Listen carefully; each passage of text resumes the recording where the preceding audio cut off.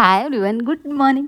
तर आजचा जो व्हिडिओ आहे ना तो भोगीच्या दिवशीचा आहे. म्हणजे सकाळी सकाळी सगळी घरातली कामं आवरलेली आणि हे काम जे आहे ते पेंडिंग ठेवलेलं, कारण वरती मला टेरेसला यावं लागणार होतं आणि टेरेसला यायला खूप जास्त कंटाळा येतो. फायनली मी सगळे कपडे जे आहेत ते वाळत टाकले टेरेसला आणि घरी आल्यावर जे आहे भोगीची तयारी करायला सुरुवात केली, म्हणजे भाजी बनवायला. तर मी भाजीनं सिंपल एकदम बनवणार आहे.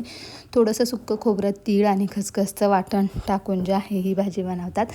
तर म्हणजे सगळ्यांची पद्धत वेगवेगळी असते. मी अशी बनवते, थोडीशी म्हणजे वाटण टाकलेली भाजी.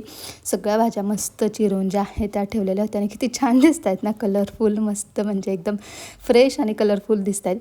तर चला, अशी छान सिंपल मस्त भोगीची भाजी जी आहे रेडी केली होती. आणि सकाळीच मी ही भाजी बनवली, कारण संध्याकाळी परत मला वेळ नव्हता मिळणार म्हणून.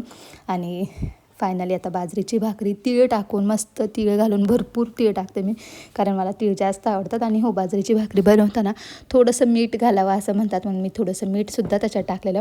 आणि अशी मस्त टम्म फुगलेली जी आहे ती बाजरीची भाकरी बनवली नाही. ही भाकरी जर थोडीशी कडक केली ना, खूप भारी लागते. तर चला, मस्त भाजी झालेली आहे, बाजरीची भाकरीसुद्धा बनलेली आहे आणि सगळ्यात पहिला नैवेद्य जो आहे तो देवासाठी काढलेला. आणि चला, बाय, हॅप्पी मकर संक्रांती.